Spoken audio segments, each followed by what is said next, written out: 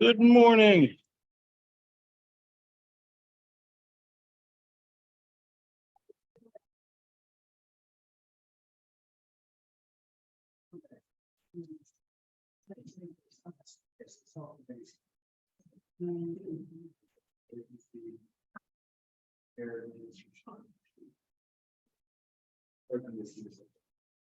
Yeah, I'm sorry. No, sorry.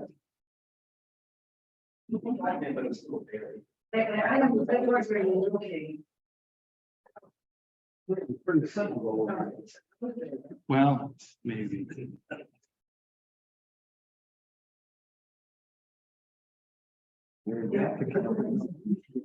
Hey, but how am I? That's.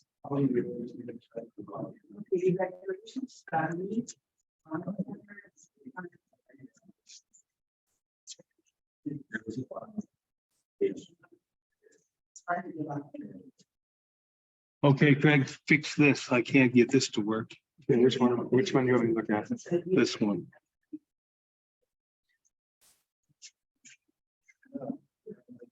Is this our meeting here? I don't think so. Maybe it is.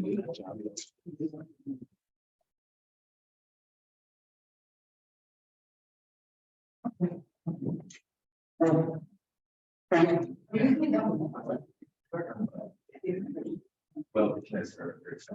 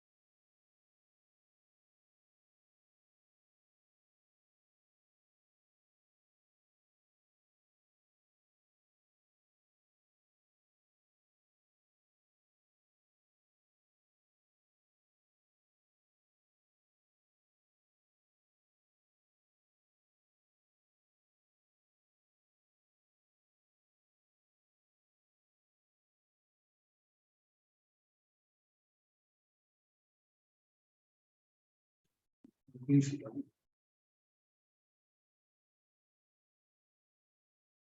morning to those people out in the Zoom audience. We're having trouble here in the schoolhouse logging on to the Zoom room. And of course, we're all technically inept. The last couple of times I've done it, it was trivial and worked like a charm. This time it does not. So I think Craig is going to try and call someone, see and get some help. Otherwise, we are just going to proceed. Hopefully, can some of you hear me? You know, somebody raise your hand or something if you can hear me out in the Zoom. I see Rob, Doug, Yeah, we can Gary. we can hear you, Jan. Dale. Rob, can you hear me? Yeah, we can hear you, Dale, but we just have no video. Yeah, same here. It's Gary here. No, I can't hear you.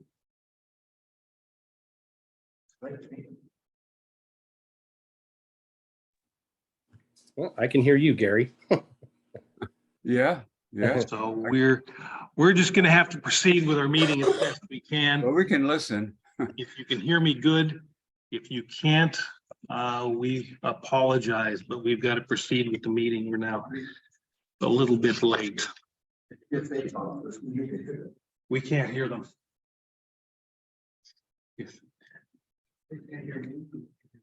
I can't hear them because we're only working off of this laptop. Okay, it is 8:06. We're going to go ahead and call this meeting to order.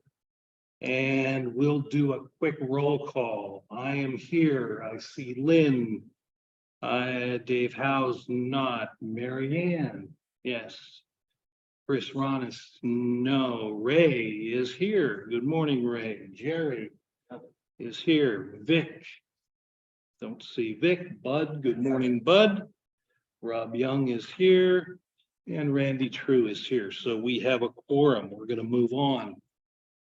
I'm going to open it to oral communications. There's only one person locally in attendance. That's Greg Taylor, our liaison.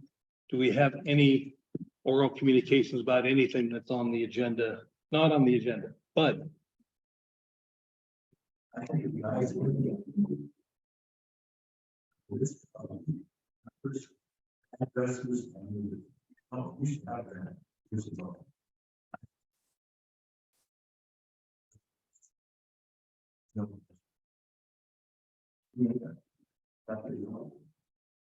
Oh, we can put that together and I'll circulate it.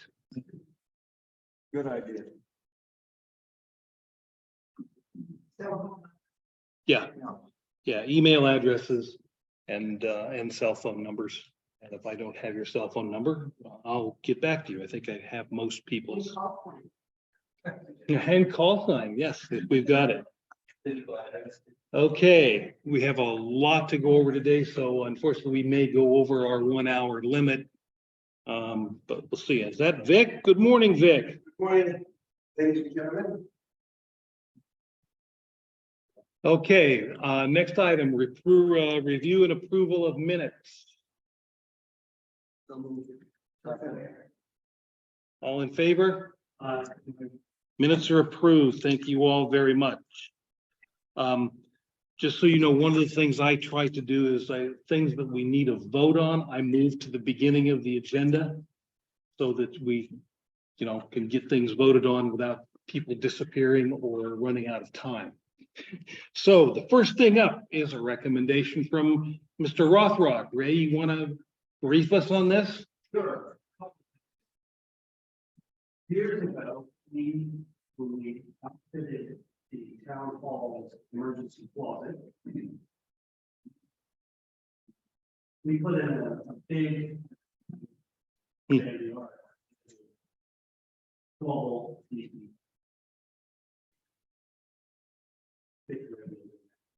We also put the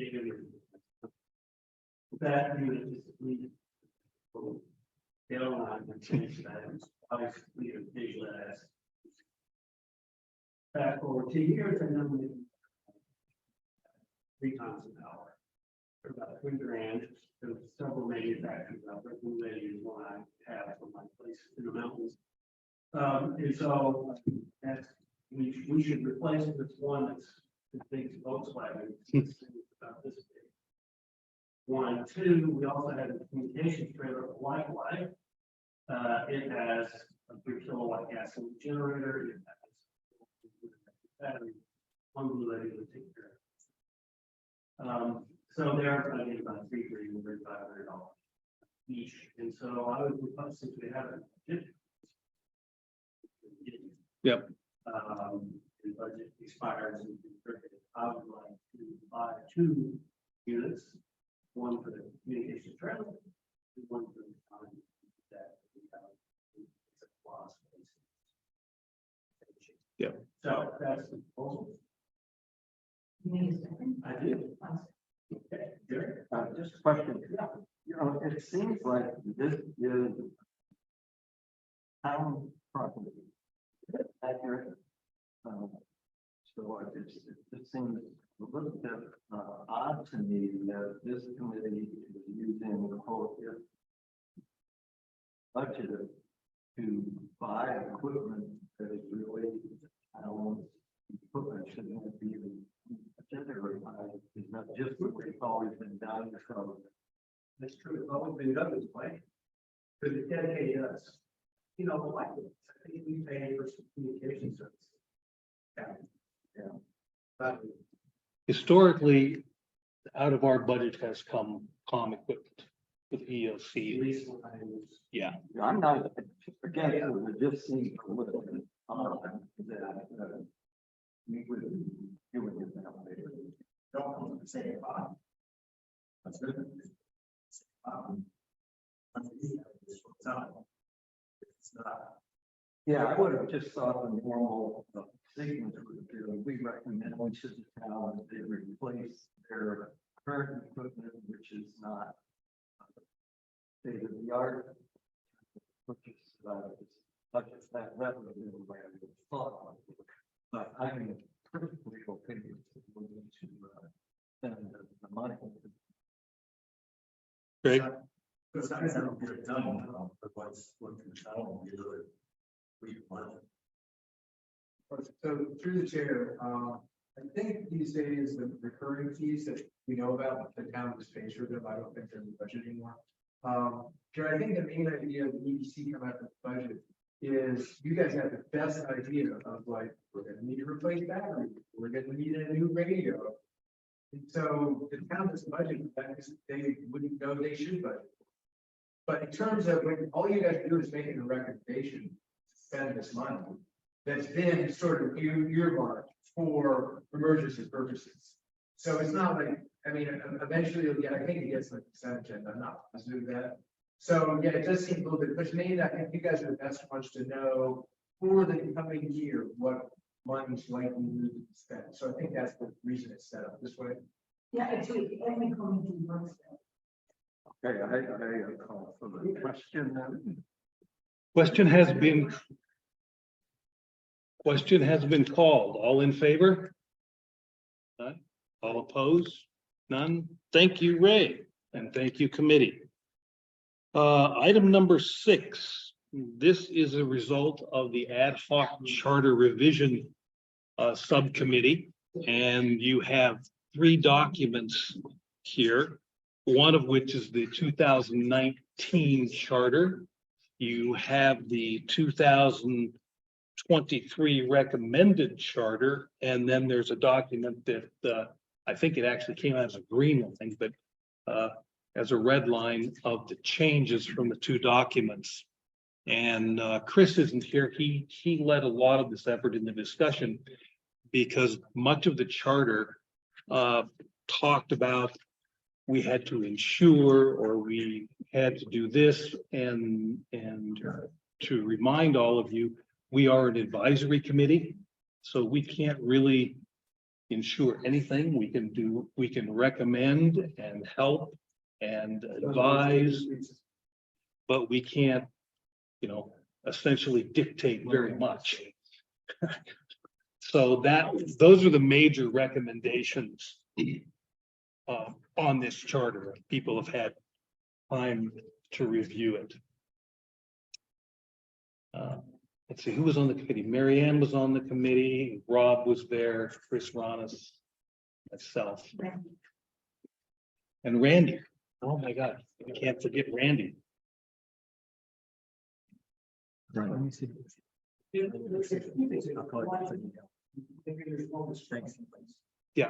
Yeah, I'll tell you. The 23 is the one, 2023 is the clean one. The one with all the strikeouts just shows you all the changes from 2019. Question. When I was reviewing it, originally became a member. Yep. The question for any years or the town council, or is there a requirement of all of us to be certain that they support the organization and might be in leadership roles during the emergency? For it. Training. Yes. We're not speakers.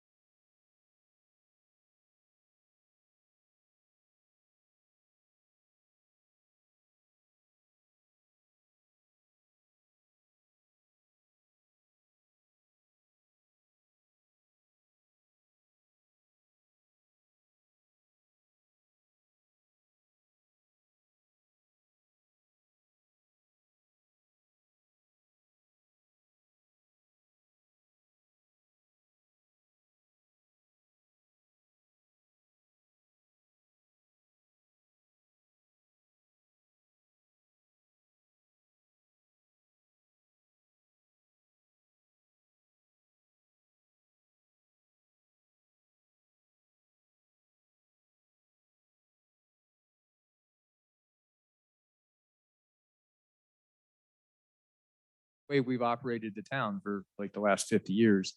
But we've slowly gotten swept into Brown Act requirements, and the requirements sort of get tighter and tighter, and it seems like it's just making it more difficult for us to meet.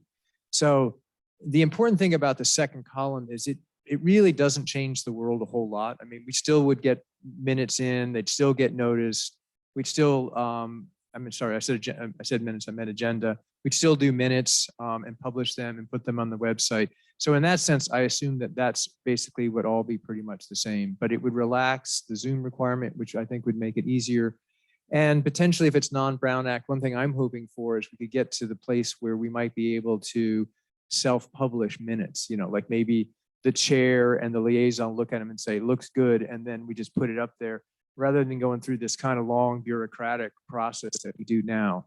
So that was kind of the goal, was to simplify things. And once we get out from underneath the legal Brown Act requirements, then we as a town and we as a group of committees can decide what we want to do and then move forward with that. So I think we can maintain practically the same level of, I'll call it transparency. The main thing that's different is, in order to be non-Brown Act, the charters have to be approved by a subcommittee of the council, and the committee members have to be approved by a subcommittee of the council.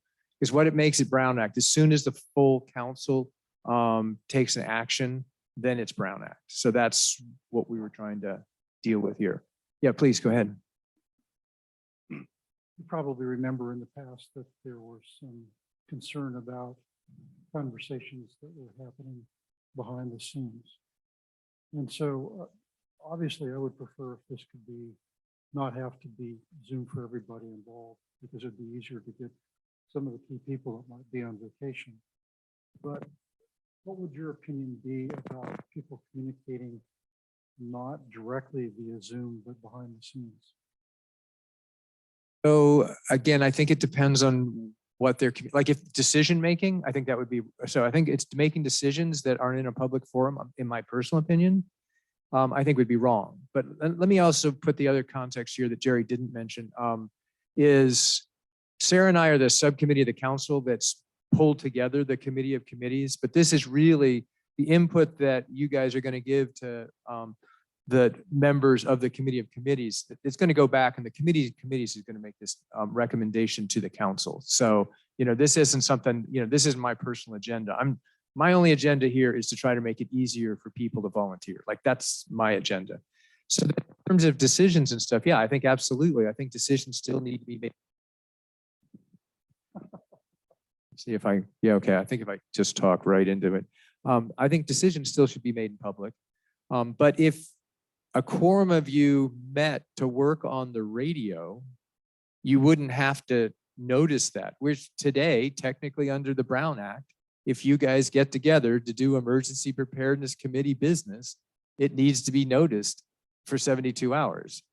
So that's the kind of crazy part, that, it sort of limits what a group can do operationally. And so that was kind of the thinking of trying to get at this. But yeah, in terms of decisions and stuff, and I think in the committee handbook, I mean, if we decide to go forward with this or something like this, then in the committee handbook, I mean, we need to be quite clear about, you need a quorum, and if you're going to make decisions, you need to do it in a public notice meeting, et cetera. Thank you. The one thought that came to my mind is, it sounds like you want to make things easier for everybody. But if there is, committee A is a Brown Act committee and committee B is not a Brown Act committee, it strikes me this is going to be actually more complicated for the town. So my question is, why don't you just make all the committees non-Brown Act committees? Why would you say, okay, committee A decides it's still the Brown Act committee and committee B is not? Right. So good. So that, in my mind, could lead to higher level committee and lower level committee, and maybe more important and maybe more access to the town and maybe less. It would sort of make me feel uncomfortable that there is one, let's say the EPC decides it's a non-Brown Act committee, the Conservation Committee or the Wildfire Committee decides they're a Brown Act committee. It's not clear to me what the consequences would be on a day-to-day basis on decisions, on committee appointments and what have you? Okay, so good question. The only reason we can't make all committees non-Brown Act is there are some committees that have responsibilities under the code. So like the Trails Committee, if you want to do an encroachment on a trail, you actually have to get permission, and it's in the code that you have to, if you're going to encroach, that you have to get their permission. I think the Conservation Committee has some rules on trees, cutting down trees or something, and they're actually in the approval process. So those things, unless we sort of write them out of the code, would require Brown Act. So that's the answer to why some of them are going to have to be Brown Act.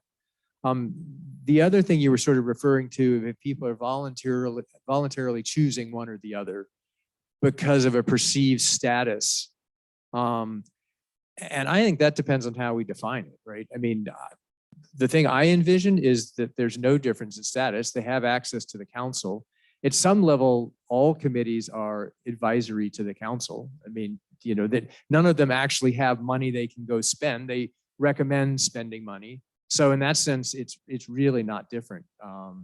So I mean, other than their perception, and I hear you. I mean, I think that depends on how we set it up and then how people choose to perceive it. But I don't envision that there would be any sort of operational side of this that would be different. Like, I don't see the access to the council being any different, for instance. You might comment, Craig, that the commissions are not part of this discussion, that they are automatically Brown Act. Yes, yeah, and good point. Yeah, and so commissions, again, are in this, I mean, they're required to be appointed by the council. They're decision makers. So, Rob. Because we sorry. never really had a problem with the Brown Act. We just have a problem with Zoom. With that we have to have people on Zoom. I thought that it wasn't really driven by the Brown Act. Nobody was really complaining about the Brown Act. Some people had trouble getting quorum for their committees, so they couldn't meet. So that's one of the things I heard. Yeah. Oh, because Yeah. I thought it was driven because of Zoom. Well, and so Jerry touched on it, but that's the other thing that the committee as a committee needs to make some decisions is, you know, I think that the committees are going to have some choices. Like, I think you could do Zoom the way we do, which is completely hybrid. We could do Zoom where the public can watch, you know, like C-SPAN, they can watch it, but they don't participate. They send in written comments or they show up in person. So I think that's going to be up to, you know, at the different levels. And it may change. There's nothing, Zoom is not required by law. Like, now that we're back in person, technically we could stop all the Zoom, the council could stop all the Zoom stuff tomorrow and be in compliance with the law.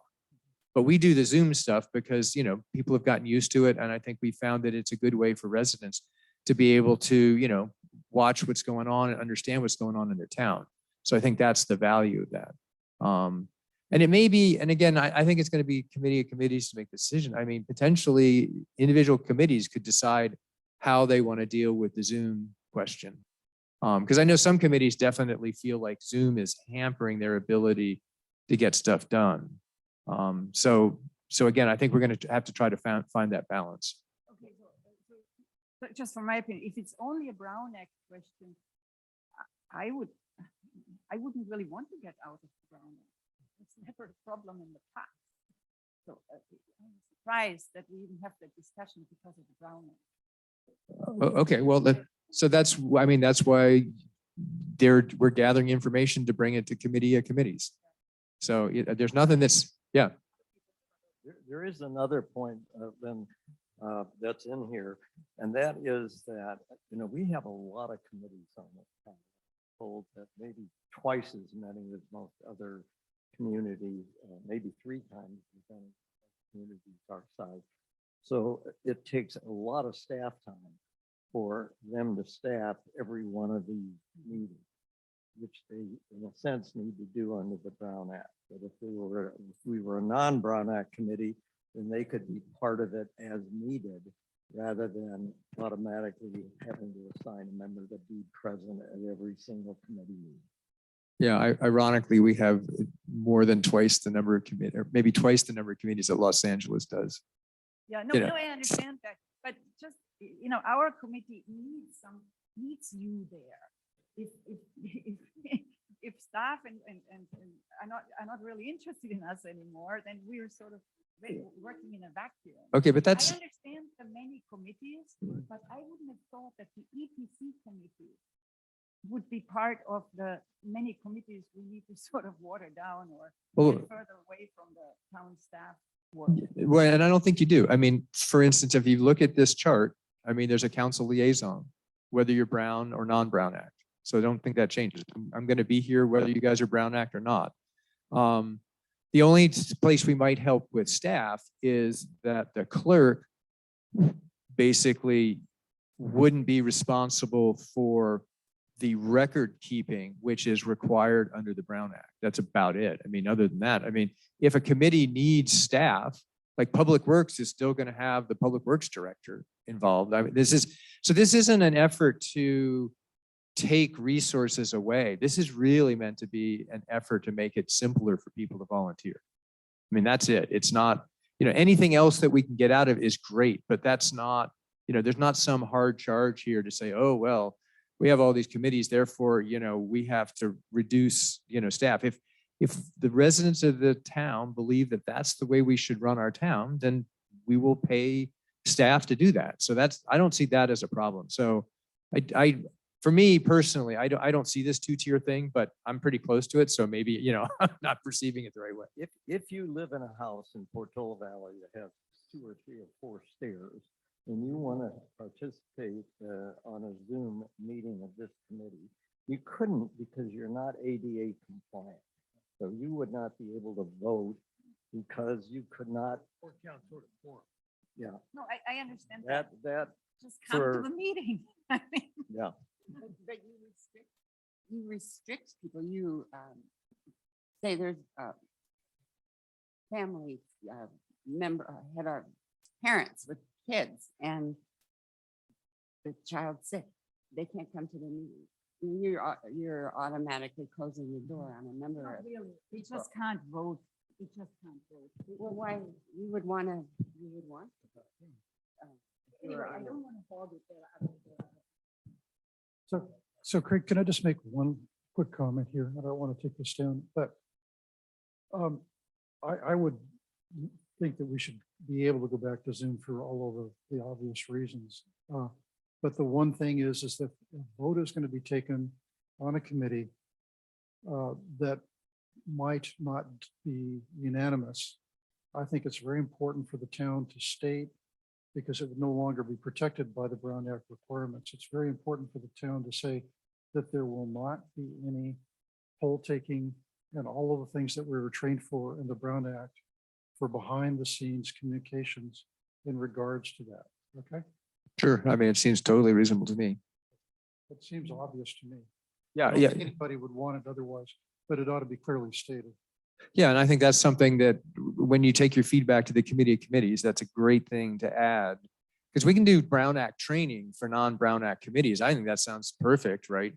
There's no reason to not do that. Because again, this isn't trying to let's not do the Brown Act. This is really just trying not to be quite so, constricted. Well, let's make it work. Yeah, exactly. I need that, actually need that Brown Act training. And Yeah. I just stumbled on the committee handbook. I'm happy to be a guinea pig and give feedback on this, and I've been curious about some of those aspects. I had just a few points here. I think this sounds great, and I had thought that moving to a subcommittee would allow us to be more nimble, or just be able to work asynchronously or other things. And it seemed like we could keep all of the good aspects of transparency and such. I think it's a good opportunity to clarify even the technical legal aspects of communications, in all of the town government, what communications are going to be published, and then what private communications are allowed. For example, not trivial things aren't poll taken in the Brown Act violation. And then there's communications in the middle that I think it's important to understand too, which is what are FOIAble and Freedom of Information Act, and because we should understand that too as community members of people who volunteer, because some things in people's private communications have been shared, that could be a deterrent to volunteering in town if people are afraid that something like that's going to happen if they join a committee, whether it's a Brown Act committee or not. So there's a number of things there. And So can I suggest you add that to the list to bring to the meeting, the FOIA? Yeah, I think that that's an interesting question. Because I don't know the consequence of to the non-Brown Act, whether, you know, you wouldn't be subject to it, because that's, I mean, yeah, it is pretty onerous if somebody's going to pull that trigger. And we do seem like occasionally we've moved to the place where people seem like they're angry and they have money to spend with a lawyer, and it's incredibly expensive for the town. the other thing to consider would be say, something like shared drives. Like, are those openly viewable to the public but not editable? Because there's I think an opportunity here to create the mechanisms to work in modern ways, faster. Sure. And I would recommend, you mentioned saying had to show up in person but not allow Zoom. It seems to me like if you're having a meeting open to the public and we have the technology to do it, we should have it open via Zoom too. I think that's just a huge boom for participation, even if people are just watching. Yeah, I'm not sure what you're referring to, because I think all I suggest, I mean, I think I laid out the possibilities. I think we have the tech. The thing I worry about, and now I'm just giving my personal opinion, I worry about people are like, they become dependent on it. And when it doesn't work, they're angry that it's not working. And they sort of miss that it's it's not legally required. And B, we're sort of doing the best we can. Yeah. And so I think some of that setting expectations, and you know, it's part of why I've been sort of thinking about maybe the C-SPAN model for Zoom, where you can watch their proceedings. Because some of the committees have said that Zoom has been really disruptive to their committee meetings. And so again, that's all the things that we've been trying to collect. So, I mean, this is what I expect to see, you know, at the committees where, you know, the chairs can discuss and try to come up with a coherent and consistent approach to all this stuff. When is the next committee on committee meeting? So I think we were going to try to schedule something mid-May. Okay, so we can think about this and then bring it up for a quick thought process at our next meeting, because it will be before the next committee meeting. I just have a couple of points here. The pros are that it would allow someone like Chris Frost, who's traveling a lot, to pop in, you know, be counted for a quorum, vote. Right now, if he zoomed in, we'd certainly listen to him. He could certainly talk to him. He couldn't be counted for a quorum and couldn't vote. So Ray travels, and other people here may be on vacation or something, and they travel. It would be convenient. As long as we choose to stick to essentially what we're doing, putting the agenda out on time, putting real minutes out on time, sticking to our subcommittees and so on, I think that's positive. The negative, which isn't on here, is something that Rob brought up in the transparency via the Brown Act. Anytime you have private conversations that would be a quorum, you can't do that. It limits you in terms of private conversations that would exceed 5 members. So you couldn't have even a serial conversation. I couldn't call Jerry and tell Jerry, you need to call Rob and tell him how this is the way to vote. You need to call Bud, you have to vote this way. And in other words, set up a vote. That under the Brown Act is not allowed. Under the non-Brown Act committee, you know, 9 of us could get together and say, okay, with our next meeting, we should all vote this way. And we could do that. Although it could be required in a non-Brown Act committee that you follow the same rule. So that's. Yeah, but it doesn't have any force at all. Right. The one comment I would add, though, is I think the place the Brown Act still and the transparency still takes hold is any recommendations that come out of any committee still go to a Brown Act body, which is the council. Yeah. So, you know, it's not like some clandestine group of people are going to decide things for the town and it's going to take effect. It's going to be, you know, this group recommends something which would go to the council, which in a Brown Act environment would be fully open to any kind of public discussion. Not that I'm saying you shouldn't follow Brown Act behavior and not be doing things in secret, but part of the reason I feel comfortable with the idea that the committees could be non-Brown Act is I feel like they're backstopped by the actual decision makers being Brown Act. But if you're going to be a committee member, you want to feel like you're in an open group of people, and you don't want something behind the scenes to be going on, so that when you walk into this, you go, "Whoa, what happened?" No, I wasn't taking any, I think your idea of doing Brown Act training for non-Brown Act committees sounds just right to me. I mean, and just following those. But I think that the council who does have Brown Act requirements should say all of our committees should be run open and transparent. No quorums should be held to discuss what votes should be ahead of time. We could make a policy committees wide that's subject, if you break that rule, it's not law, but you're subject to immediate removal from that committee and not able to join other committees, something pretty strong. Yeah, sure. And well, and the other thing too is the third group that Jerry didn't speak too much. We have a few committees in town that seem to meet without posting an agenda, without doing minutes.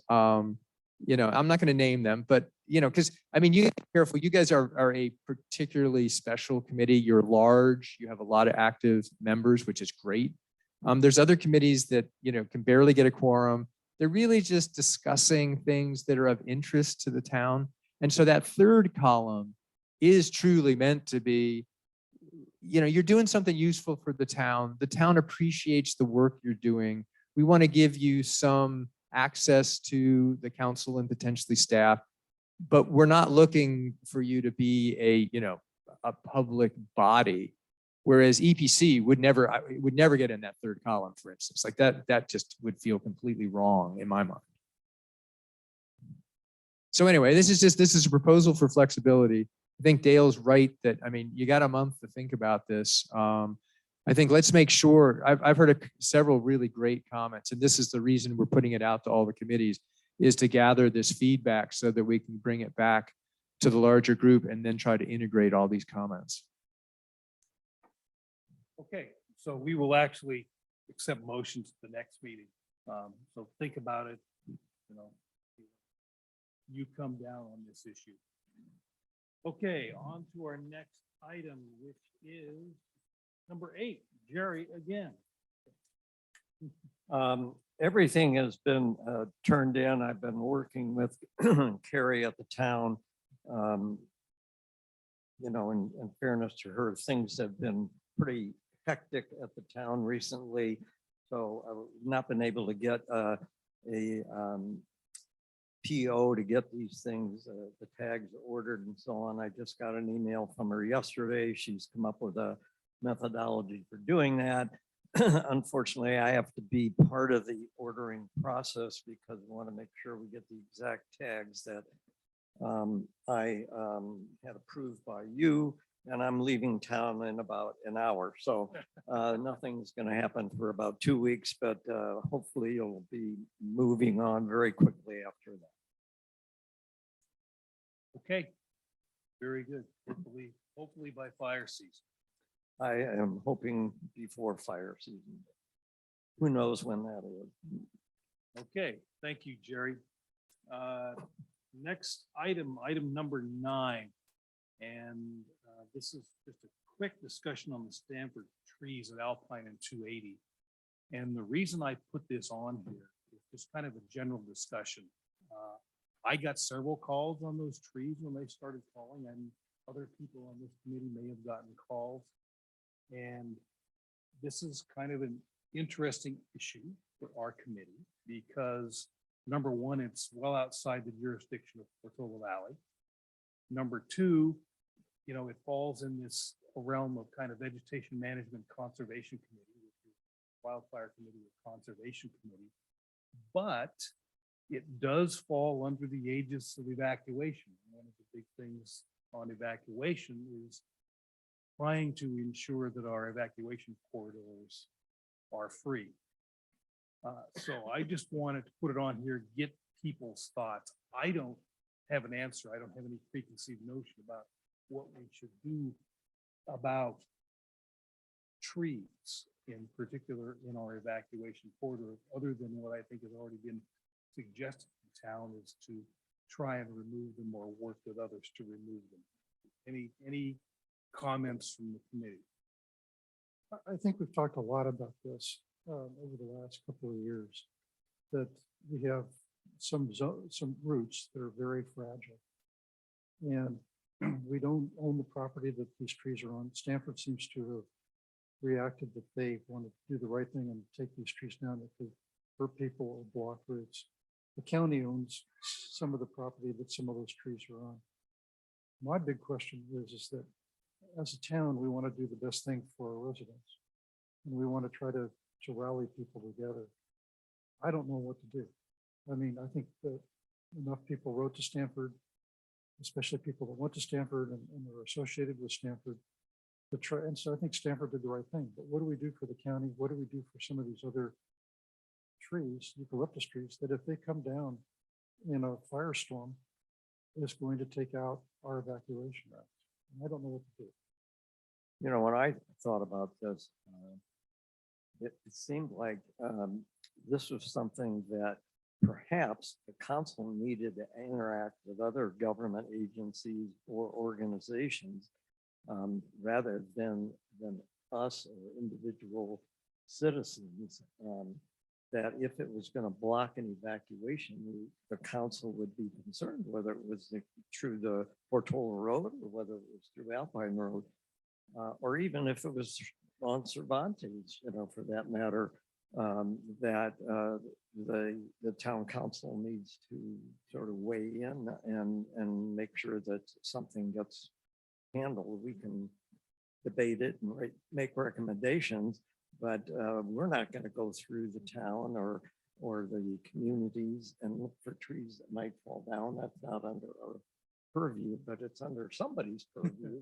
And we just need to figure out that whoever that is paying attention. Well, actually, I'm thinking, you know, there is a thing closer to home, and that is Cervantes. And Yeah. we have known this for 3 years, and this year actually 2 eucalyptus fell across Cervantes. Yeah. 4 or 5 others are still standing there. One big one is actually in the public right of way, leaning that way, and I drive there every day and I see it. And actually Jerry is touching on something. The town council will only act, you know, can only act if if they're getting a recommendation. So if I'm thinking about Cervantes, possibly we could make a recommendation to the town, and then the town council can decide if they want to act on the recommendation or not. So there are things we could do if it's so obvious, like it is on Cervantes, and that's in our town. I mean, out there on even outside the town, yeah, certainly outside the town. But if it's inside the town, it would be within our possibility or our abilities to make a recommendation. Wouldn't be that difficult. Some are really obvious. And then it sits on the town council desk, and then maybe something will happen. Because it's not that the town doesn't know about the trees up and so on. Right. And at the moment, actually, the fire department and Denise and Mia's organization, they are trying to work to get the town to do something there. But nothing's Yeah, happening. I think the problem is that if it's on private property, in order for us to make a recommendation, I mean, are the 9 of us going to go out and take a look at that tree and we all agree it's going to be a problem in an evacuation, so we're going to vote to recommend to the council? I just don't see that as a activity of the EPC. Yeah, I think Well- that's right. We don't have to go that far. I don't think we are tree people.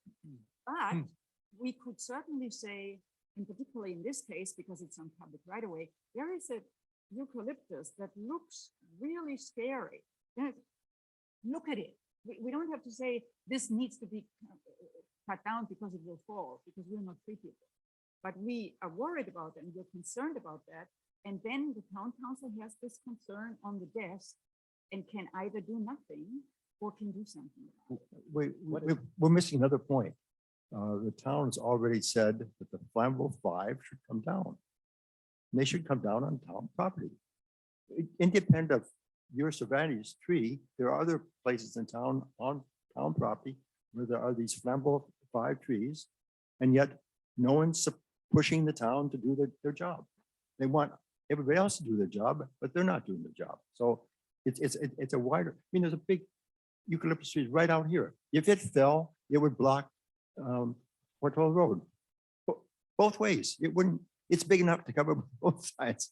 So I mean, it's not just one tree on Cervantes, it's all the flammable 5 that the town is not doing anything about.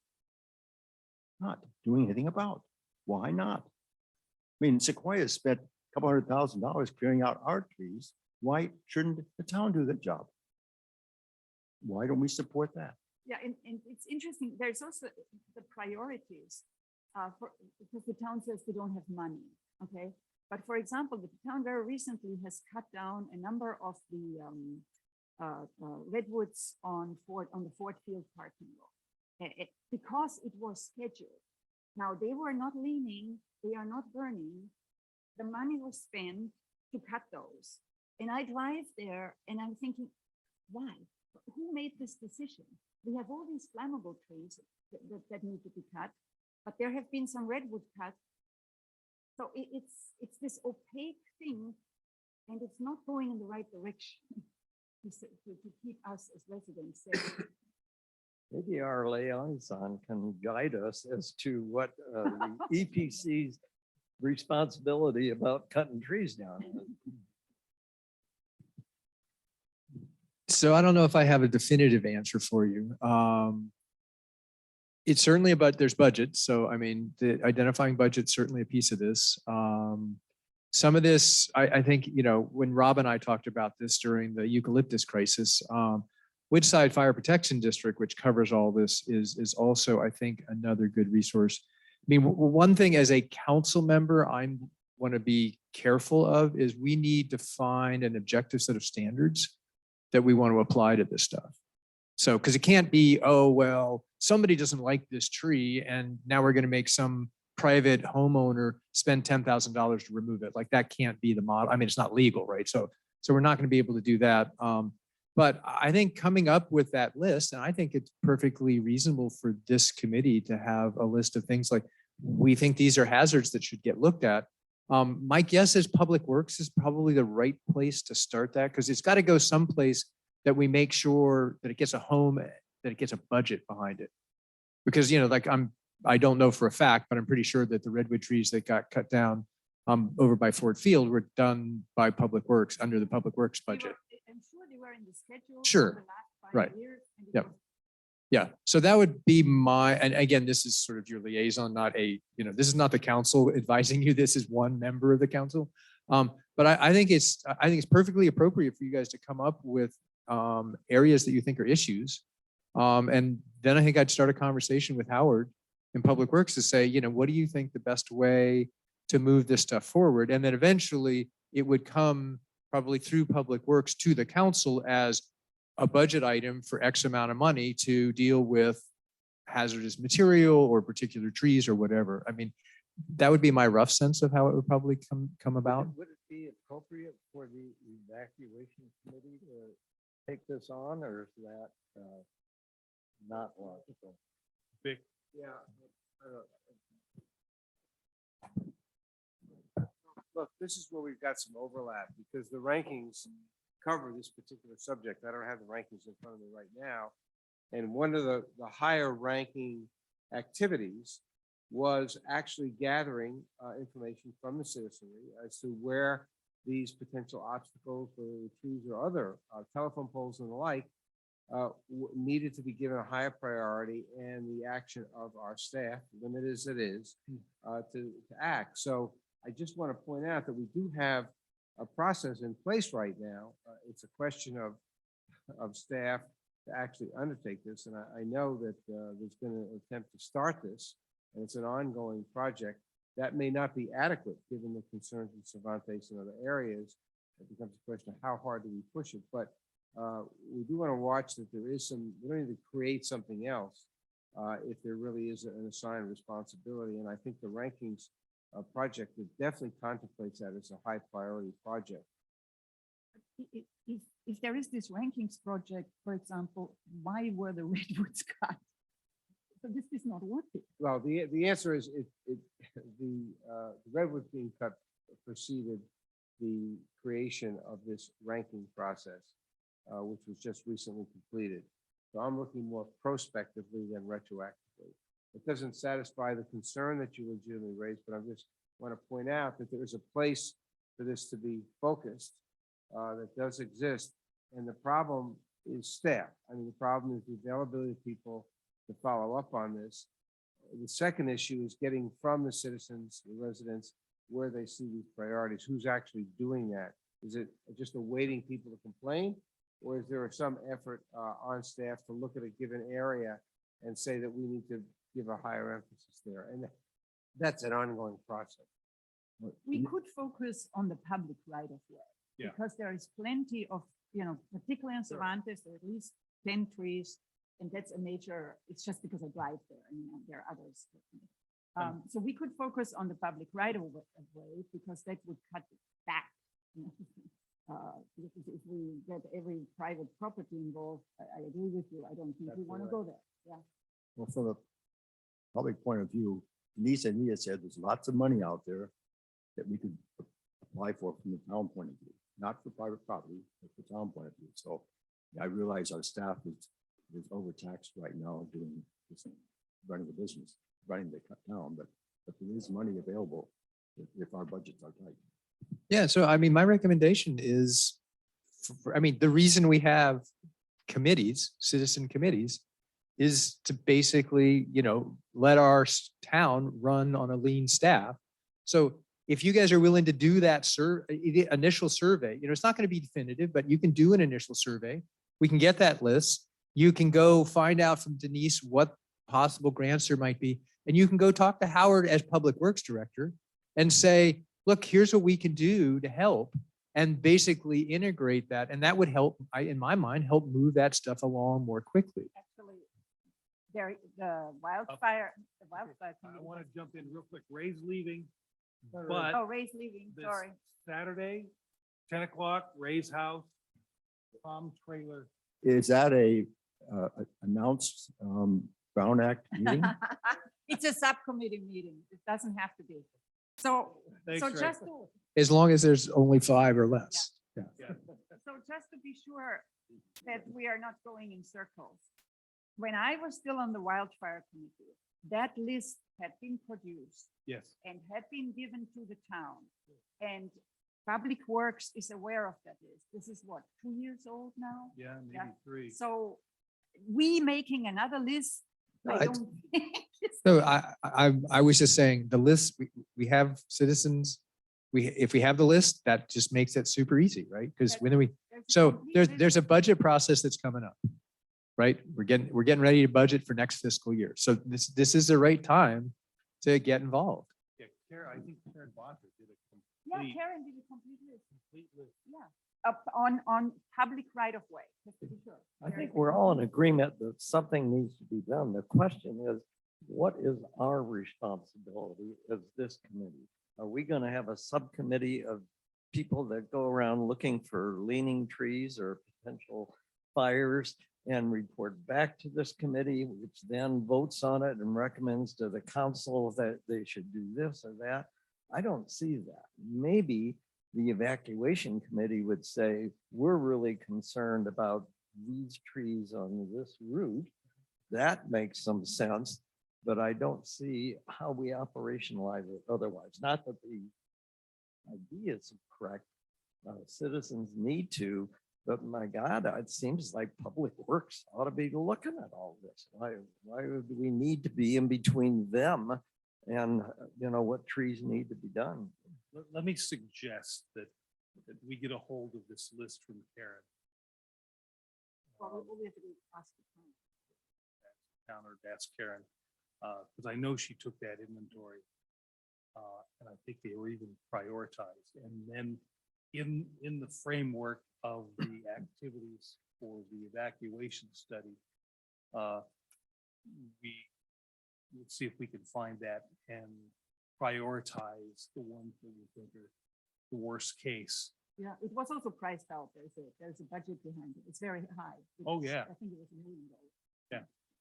But at least we could then send that on to the council. Because I think that recommendation came out of the wildfire committee, but I'm not sure it ever went anywhere. Yeah, I think that makes a lot of sense, and I would just ask that you share that with me so that to the extent I'm asking town staff to do this work. Yeah. That we don't repeat what already has been done and still might be very valuable to move from, okay? Yep. I wonder if in the interest of surviving, as we had already one dead person, maybe as we know the tree on Cervantes, we know it's leaning, we know two already fell, we know it's in public right of way, we could make a recommendation to the town with that particular tree because we know about it.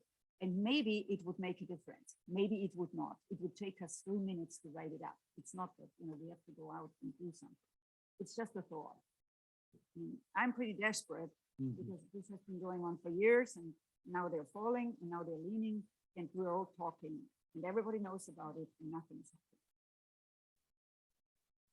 That one's on public or private? It's on public record. Are there any bad ones on private? Yeah, Yeah. but to get involved with the private, I think it's too complicated. Would it be possible for, or what do y'all think about an individual not representing the EPC contacting the homeowner and just feeling them out about their interest level and I mean, now with the accident and the tragedy that happened, it's, I feel like that conversation could happen. Actually. And that could be an efficient way What's to, happening? The engineer and Rob and fire department and different ask. and that makes sense. Fire I think department. they are talking to the homeowner. Okay. I don't think any of us would want to do it. So are you looking for a motion out of this committee? Yeah, Maria? I'm looking for that one tree. Because maybe, if it falls, I'll be dead, you'll think of me. You want to turn that into a motion? It's not an action item in the minute. Oh, we can. Oh, Yeah, well, it's part of the 818. But point 9 is, which we're discussing, is not an action item. is it? Correct. So we Oh, can't and we vote on can't it. do anything. Okay. We could put it on the agenda for next meeting. Yeah, but it will be Yeah, and worthwhile. I'm concerned that, so Jerry Sheffrin says there's a tree on the right of way on Valencia Court. And I want you all to vote to have the town remove that. I mean, are we all individually going to present particular trees to this group that we should vote on to send to Public Works? I just, the process of it. I want to get your problem solved, but I just worry that this is not the best process.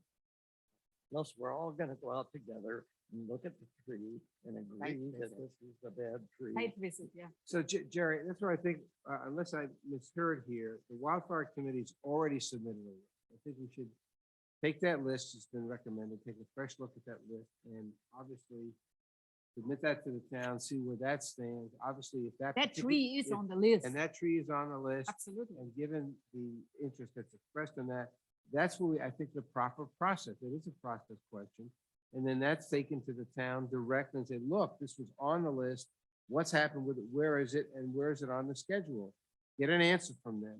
I think that is the right role for us without being responsible, of course, for implementing the removal.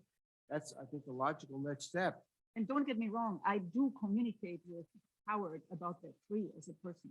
And what does he Just tell don't you? get any I'm sure. traction. What does he tell you? Nothing. How, you are persistent enough. I can't imagine he hides under a rock. Nothing doesn't sound like practical, but we could, let's press on in that regard. I think that makes sense. So let's get the list. Whose and- responsibility is it to do that? Bill? I'm sorry. Whose responsibility is it to get the list from Karen Batra That's to the question. review it and come back? That's the question.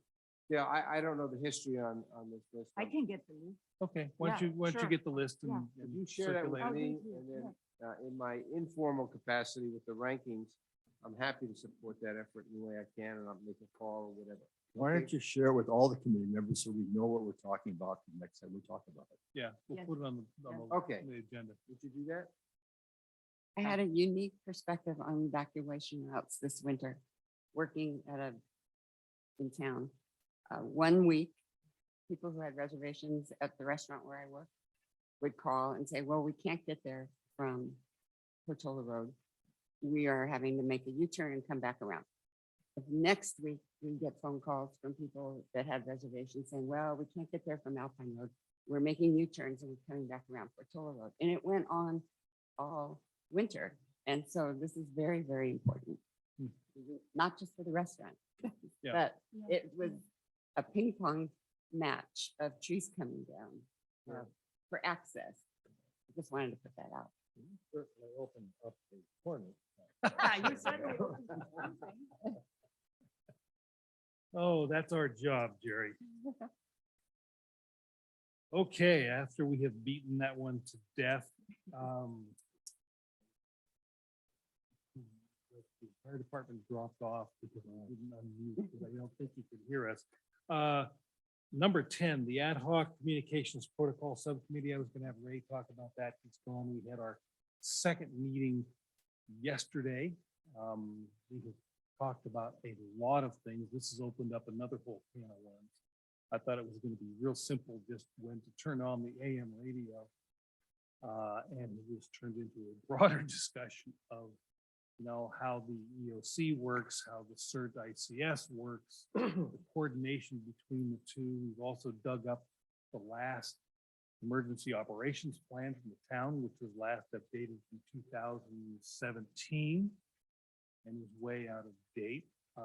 So this committee will have several more meetings is my guess, but I'm hoping that by the next meeting, we'll at least have a protocol for when and who will authorize messages on the AM radio. I think that's about the only thing that we've accomplished so far, but a lot of work going on here. We may need another committee to rewrite the EOP. Anyway, do not have anybody from the fire department. Town, do we have any reports, updates on all these items, Craig? I'm just your liaison, not the town representative. I'm the council representative. Sorry.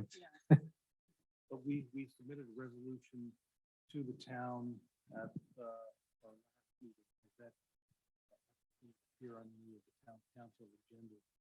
Yeah, I talked to the mayor. I'm not quite sure what's going on with it. I think again, as everybody knows right now, we have an interim town manager. We don't have a clerk, so there's a bunch of stuff that's going to take a lot longer than we expect. But I'd like to I'm personally willing to try to talk to Howard and see what's required on the Cal Water site. I mean, that seems like that's the main thing that's kind of getting in our way.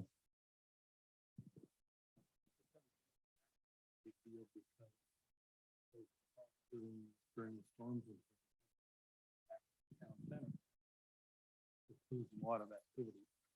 Yeah, and that one, we had the fairly long conversation yesterday on the ad hoc committee. That one feels to me like we should have that be part of our communication architecture, which means I think we do need to sort of sort out how that stuff fits together.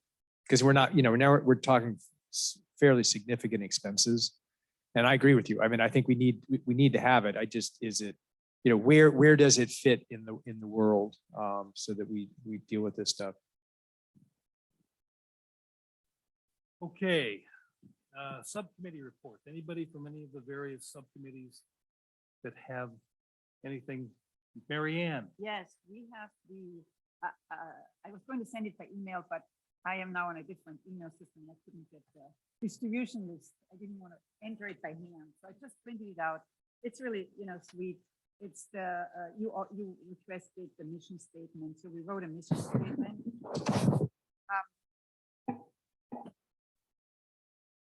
If you want to read it quickly, Dale has already seen it. And look, I'll let you read it. Is there any questions?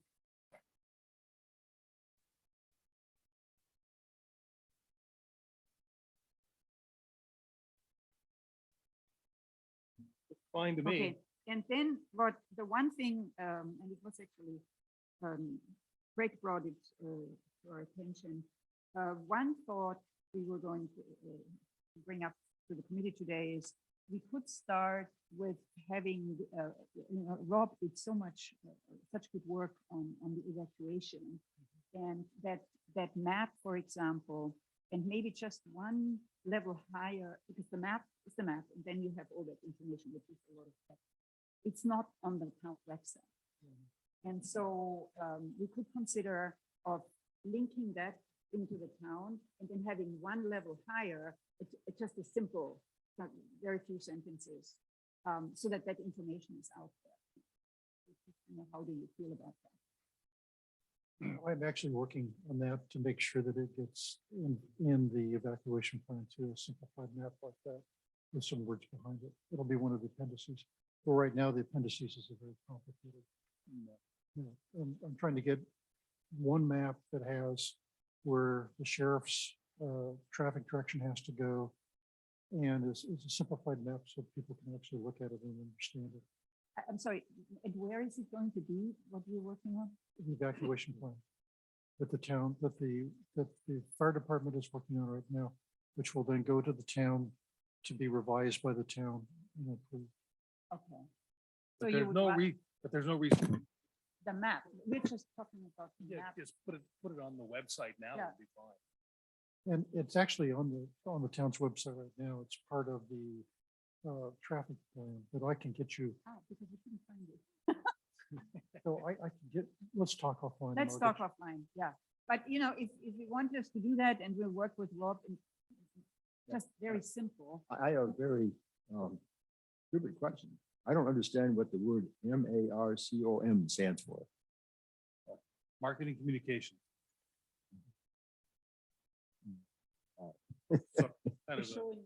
So Mary Ann, just a quick question on this, and I've encouraged Ray to do this.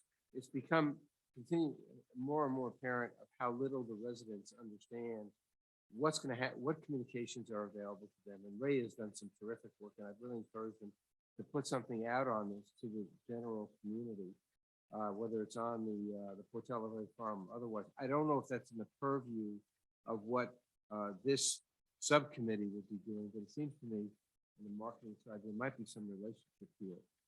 Like what? Well, people just don't understand what's going to work, what's not going to work in the event of an emergency. Okay. And we've got all these systems that have been set up, raised committees really done well, and I just want to communicate to the residents of what is going to be available, what's been set up, and what expects that it's going to be working, because there's a lot of anxiety about that still. And I don't know if that's part of your subcommittee, and Ray ought to speak with you, or whether he should continue to look for a way to put out more public information on the Televi network or otherwise. That's the Yeah, issue. I think this committee is good. On the website, it has some of the radio stuff, but it's sadly outdated. That's right. He said it was So we could outdated. work with Ray, You because could we are work not with- content providers, we are simplifying and communicating. I Yeah. understand. And Ray has a list of all those. new Okay. radio Okay, frequencies. so I'll encourage Ray to get in contact with you about that, make sure that it's included on whatever marketing you're doing. All right, fine. Also, just so people are aware, the 22nd is Wildfire Day. We're gonna bring out the communications trailer and set it up right over here. I'm going to bring, a folding table, because apparently you can't take any folding tables out of the town center and put up our EPC banner.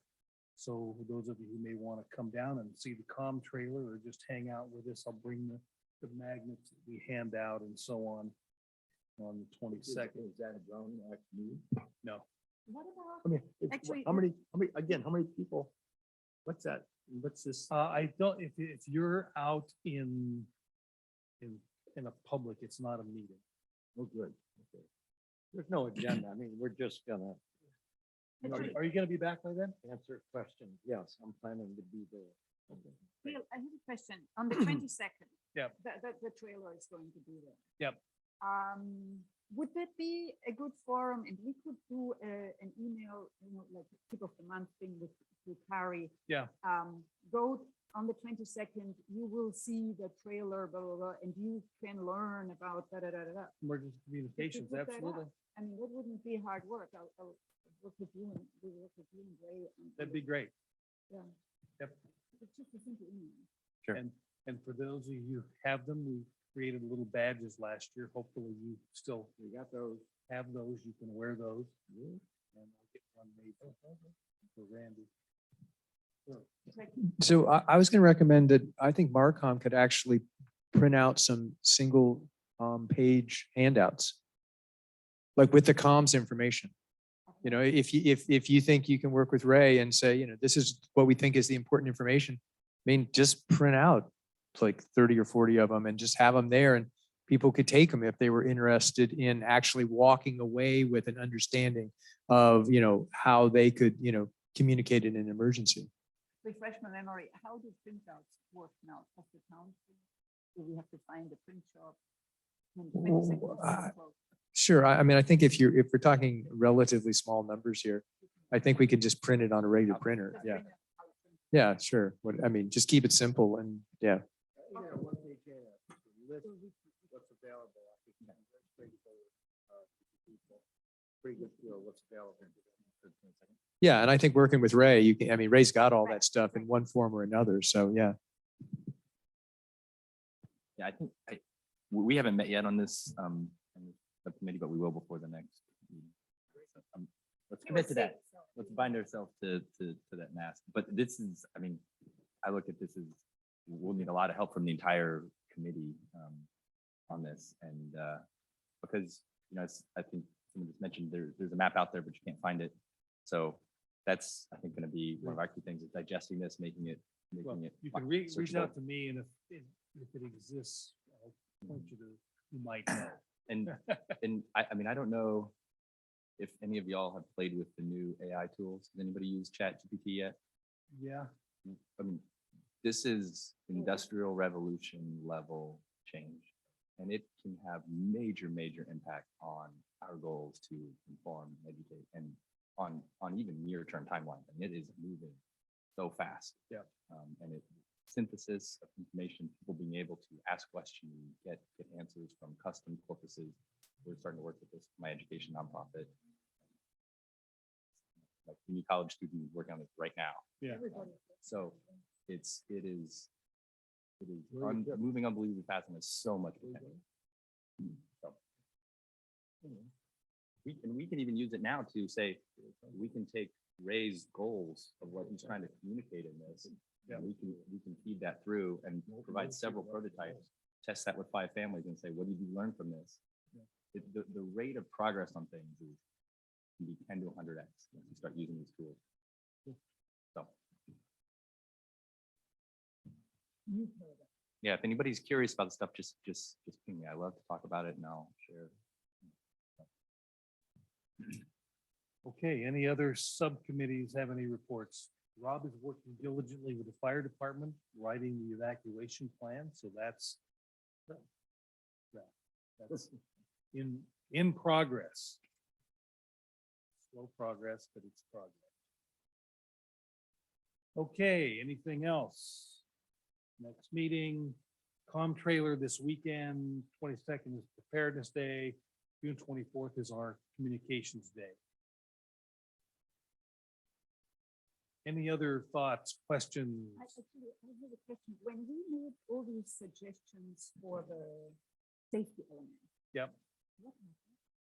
The safety element has been essentially put completely on hold while they finish the housing element. Then we're going to come back. Safety element. When does fire season start? No, but I mean, Next November. if we look towards, you know, end of summer, fall, and earlier, middle of summer, When the weeds are dry.